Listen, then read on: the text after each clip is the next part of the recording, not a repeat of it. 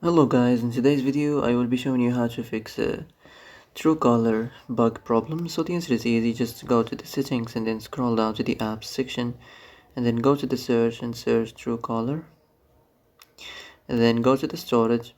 Here you will find this clear cache option, click on it. Now you can go check it if it worked, and if it didn't you can try to restart your phone or turn the Wi-Fi off and on, or the Bluetooth or the airplane mode.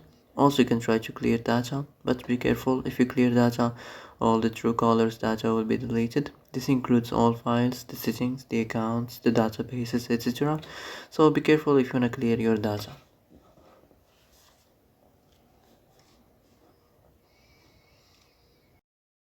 Well, that's it for today's video. I hope this is the answer you've been looking for. If you like this video, don't forget to like and subscribe. And that's it. See you in the next video.